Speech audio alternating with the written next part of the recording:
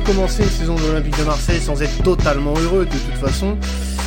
Vous vous doutez bien que sinon c'est pas un début de saison de l'OM.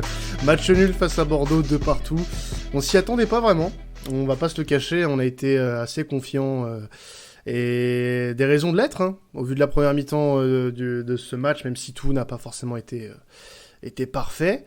Mais on s'est fait surprendre par cette équipe de Bordeaux qui du coup ramenait un nul et puis est officiellement l'équipe créée uniquement pour nous casser les couilles.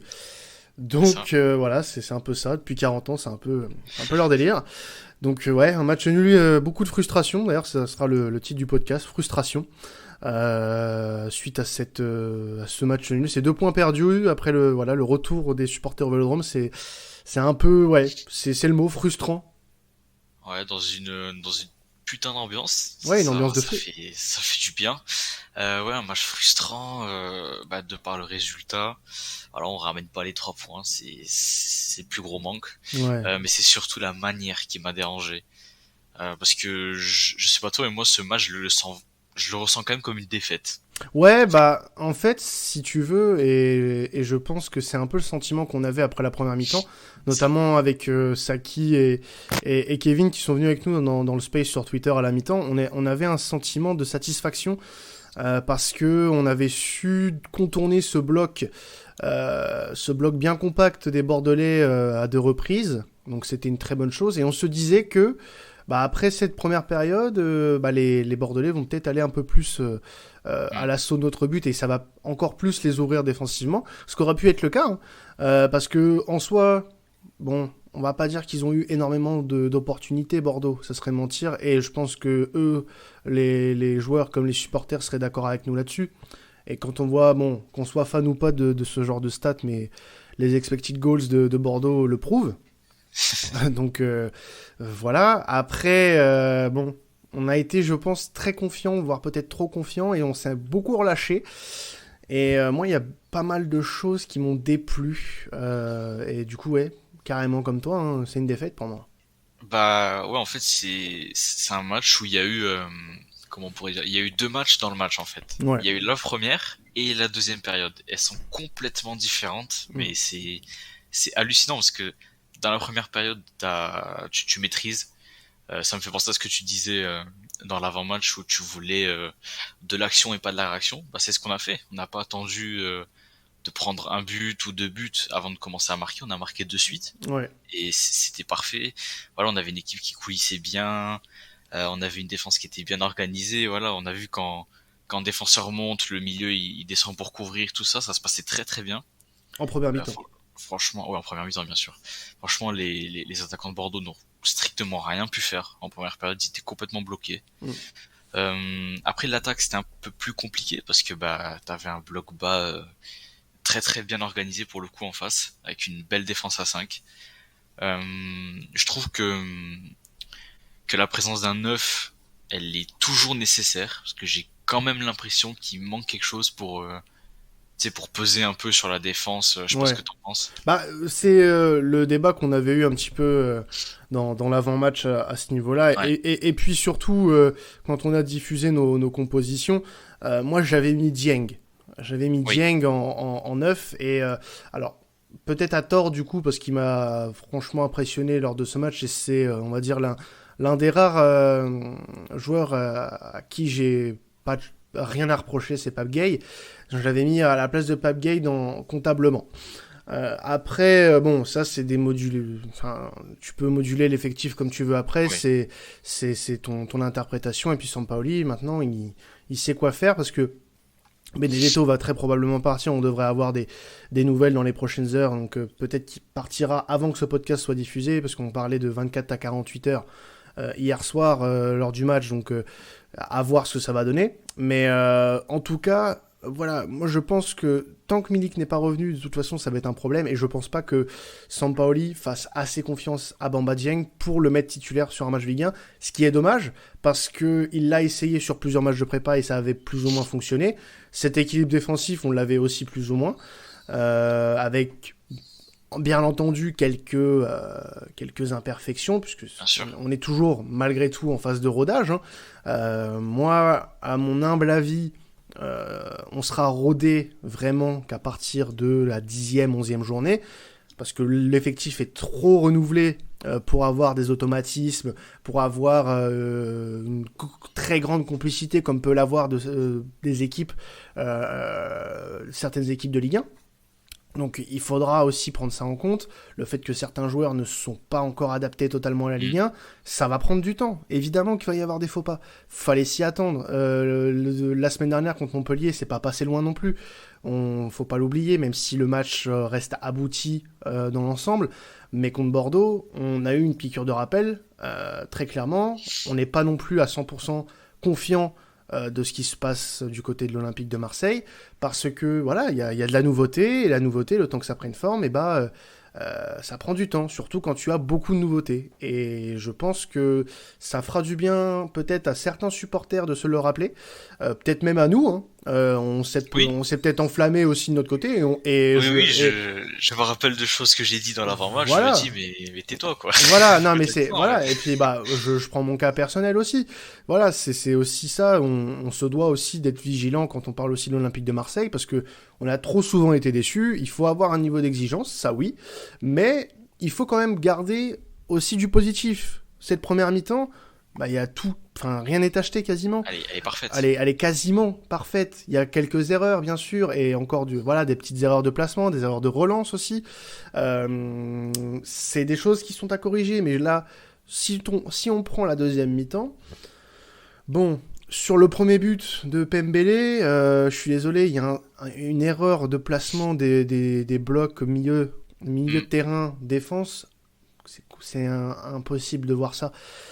Tu vois les deux lignes de 3 être axe côté droit, personne à gauche. Pembele a tout l'espace nécessaire pour progresser. Énorme. Il est énorme l'espace, et c'est là, à mon sens, que le chantier est énorme, puisqu'il faut trouver justement ces joueurs capables de combler ce genre d'espace quand on est sur des phases rapides, pour de phases de repli rapides, et c'est là qu'interviennent nos fameux pistons. Et là, nos fameux pistons, sur ce match-là, malheureusement, ce sont des joueurs qui sont assez offensifs.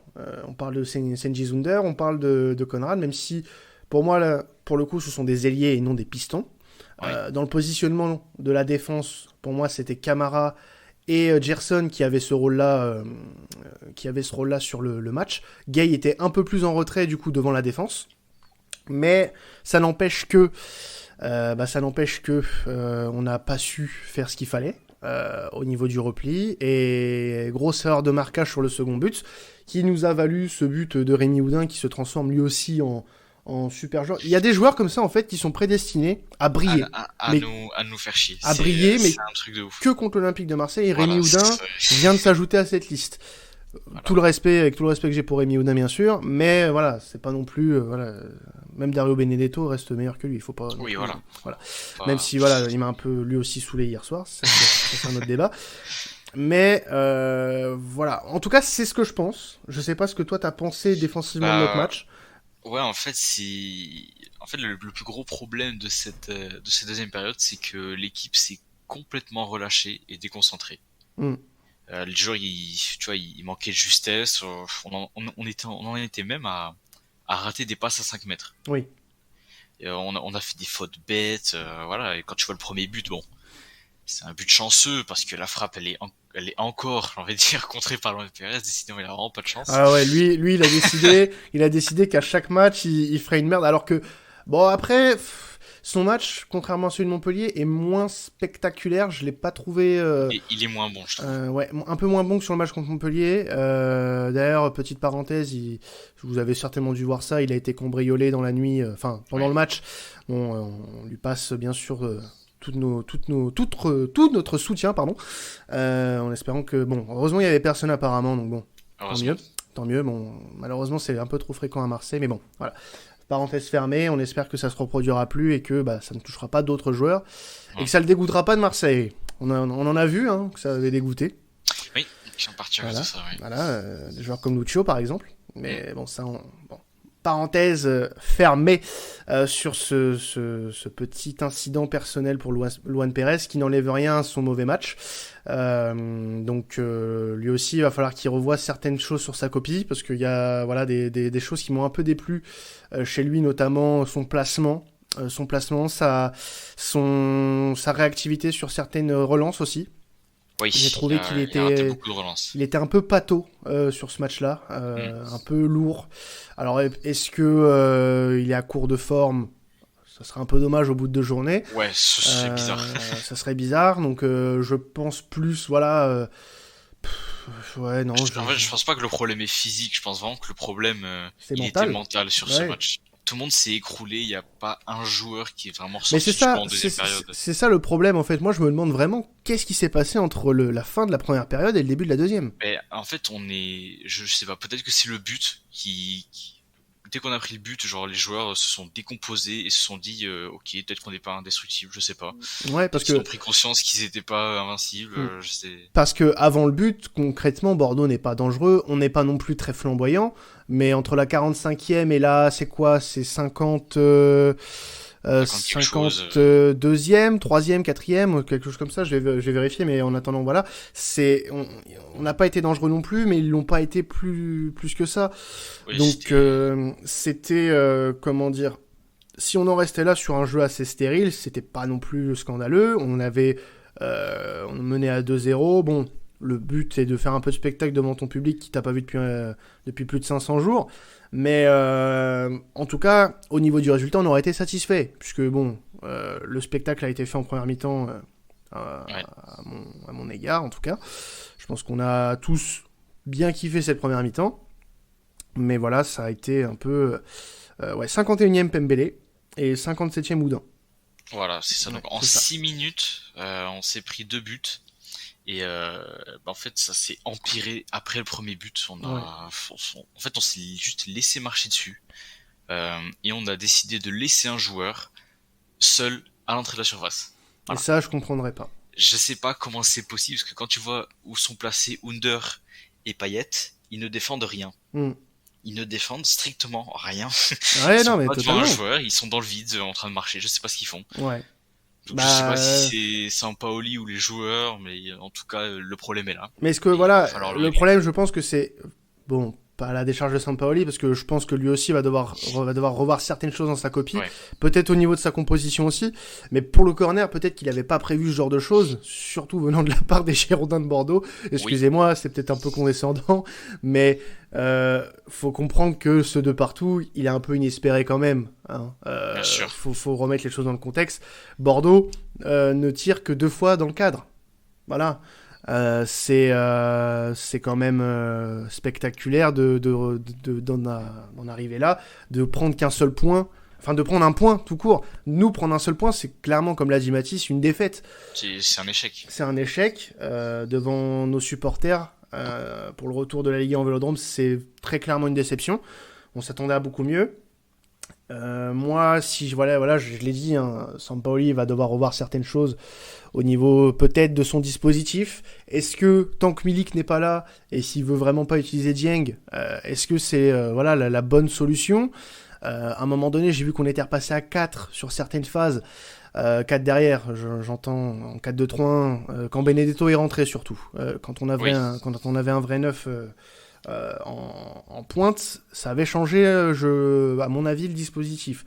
Donc est-ce que on serait pas mieux de jouer avec un vrai neuf, donc là du coup avec Bamba Dieng jusqu'à ce que Milik revienne, là sachant que doit y avoir, je pense, encore 3 ou 4 matchs avant que Milik puisse revenir à 100%. On va jouer notamment des matchs assez importants. On va à Nice la semaine prochaine, enfin cette semaine. On va recevoir Saint-Etienne le 28 et après c'est la trêve. Donc on a 2 matchs, je pense, pour moi, même 3 si on compte celui contre Monaco à Louis II le 12 septembre, ce qui serait peut-être un peu juste pour Milik. Mais en tout cas, voilà, on a 3 matchs. Essayons peut-être de donner sa chance à Dieng, je le répète, qui a fait une bonne prépa. Ouais, il lui manquait peut-être ce but. je pense, pour convaincre Sampaoli. C'est peut-être je pense ça. que c'est son plus gros défaut, c'est son dernier geste. Voilà, je pense que c'est peut-être ça qui, pour le moment, ne convainc pas Sampaoli. D'ailleurs, c'est pas le seul qui pourrait potentiellement ne pas convaincre Jorge Sampaoli, puisque Amavi ne rentrerait pas dans les plans de Sampaoli, puisqu'on l'a vu sur le banc 2 fois déjà cette saison. C'est vrai. Il a été mis sur le banc alors que là il aurait peut-être pu apporter quelque chose, je sais pas pour toi, mais peut-être que en piston ou même défensivement il aurait pu apporter. Tu vois, genre tu prends le premier but, tu constates les problèmes défensifs, peut-être que tu peux faire sortir Conrad pour faire entrer Amavi et jouer peut-être un petit peu plus défensivement. Parce que Conrad sur la deuxième mi-temps était beaucoup moins en vue, hein, faut être oui, voilà, là-dessus. Les attaquants sont fantomatiques. Under un peu plus en jambes quand même, à noter. Sur la deuxième mi-temps, je trouve que c'est le seul joueur offensif qui a réussi à créer un peu de mouvement avant sa blessure. Alors, pas de panique, apparemment, il s'agirait de simples crampes pour Under. Ça a l'air d'aller, ça avait pas l'air méchant. De toute façon, il réussissait à marcher, donc bon. Après, on peut pas vraiment savoir, hein, avec l'adrénaline, pardon, tu peux avoir un regain d'énergie incroyable. Surtout Vélodrome. Voilà, surtout Vélodrome, ouais, c'est ça. Mais si on peut parler de choses positives, oui, Under m'a convaincu. Et il m'a aussi fait un petit peu oublier les petites erreurs qu'il avait faites à Montpellier. Moi aussi. Il a été assez intéressant.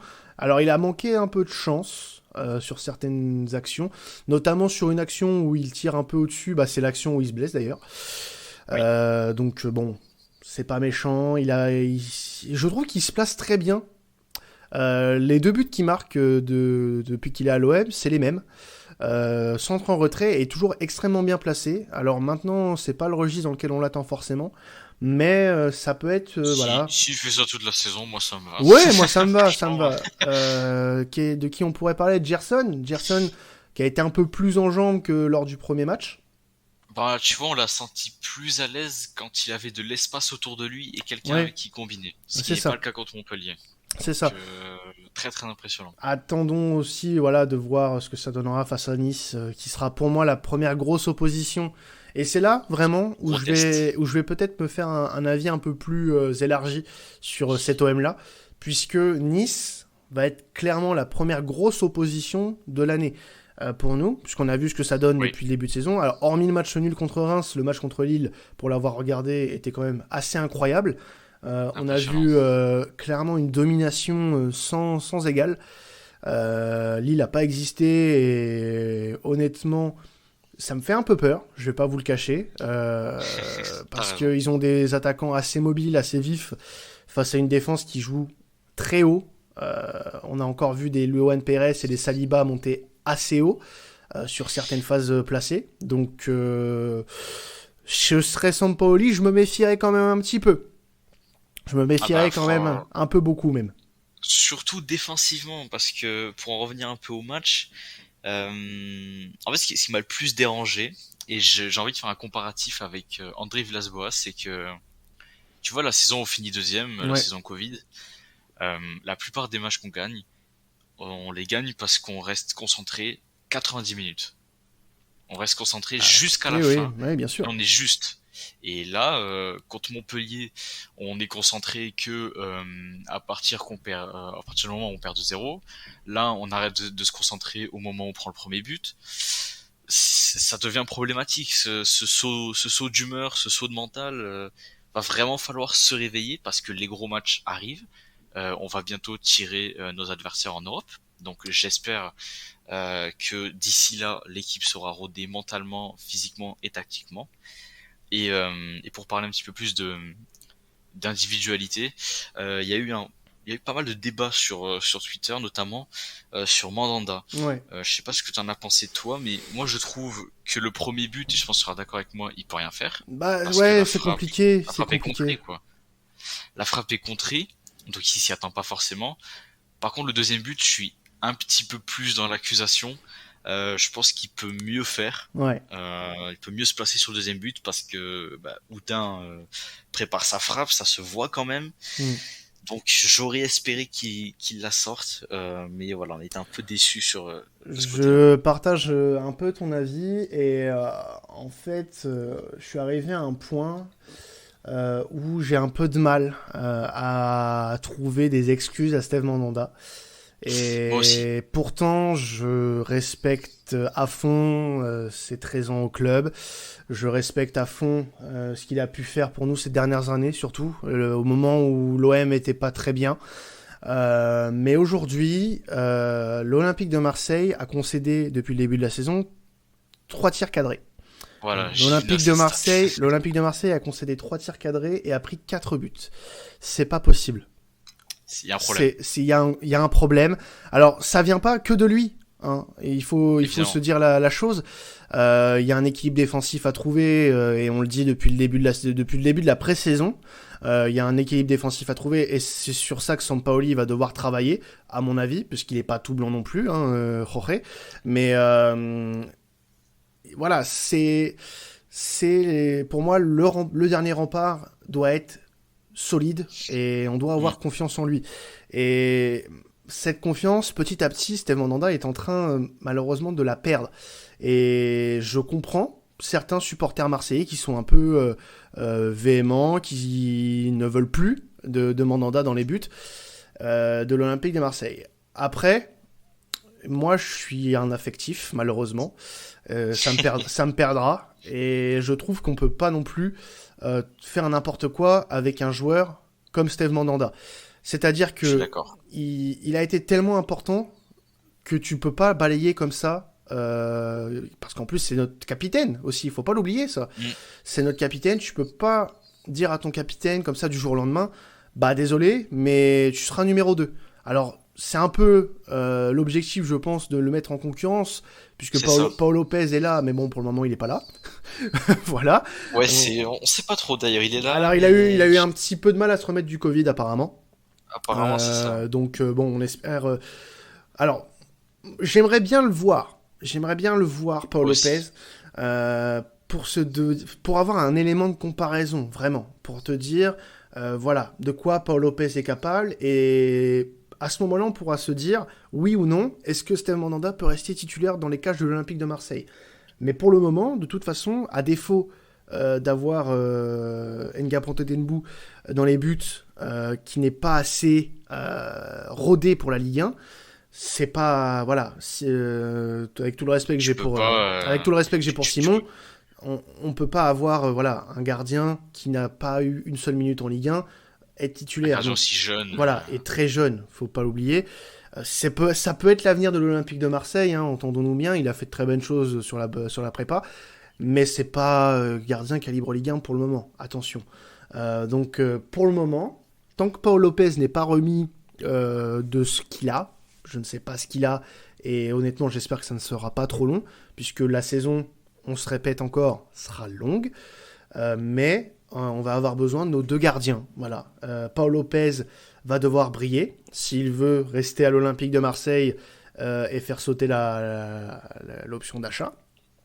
Donc c'est à lui de faire ses preuves. Maintenant, Mandanda, lui aussi, va devoir prouver qu'il en a encore un petit peu derrière. Qui confirme quoi. Voilà, qu'il en a Parce qu'en plus, on sait qu'il en est capable. Voilà, je vais encore revenir à la saison sous André Villas-Boas, mais on avait une défense Alvaro Chaitatsar.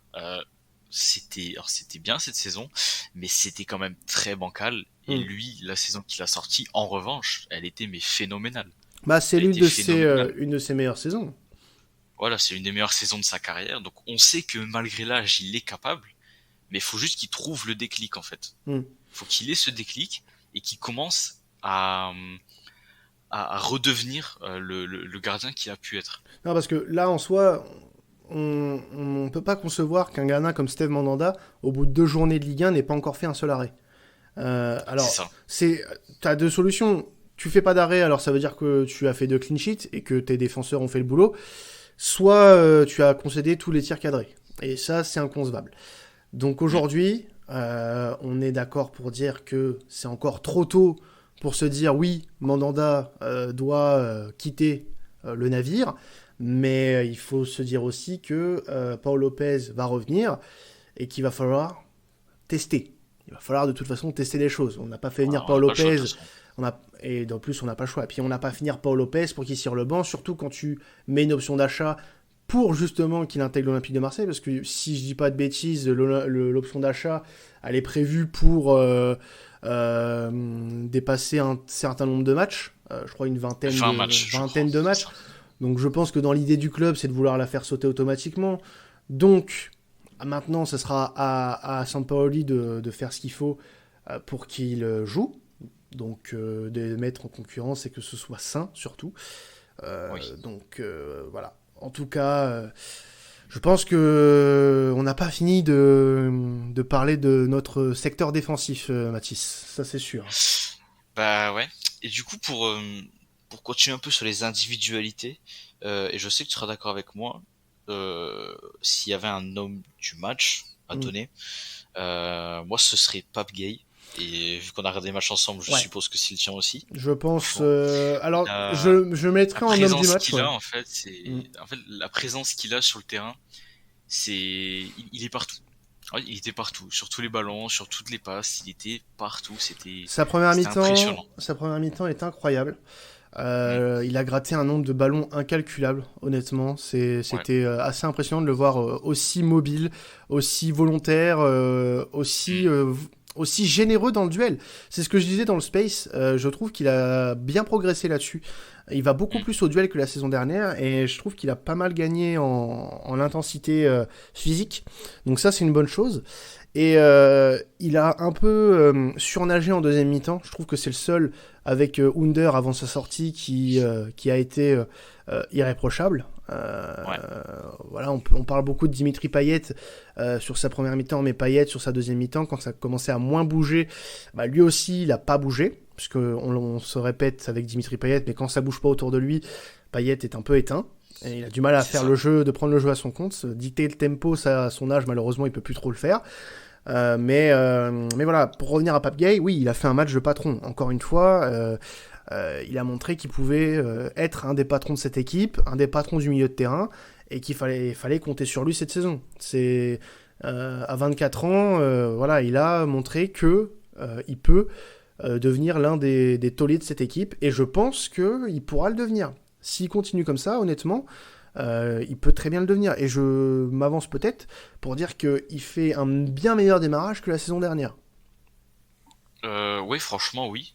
Oui, il démarre beaucoup mieux que la saison dernière. Bien sûr. Et je suis complètement d'accord sur le fait que, pour moi, à l'heure actuelle, il est titulaire indiscutable dans notre 11 de départ. Totalement. Après, voilà. Lui passe dessus. Moi, je l'avais mis pour des soucis d'équilibre hors du 11, bien sûr. Après, on est dans l'incertitude avec Bouba Kamara, de toute façon. Donc, si Kamara venait à partir et son Insta nous a un petit peu mis des sueurs froides hier soir, donc à voir.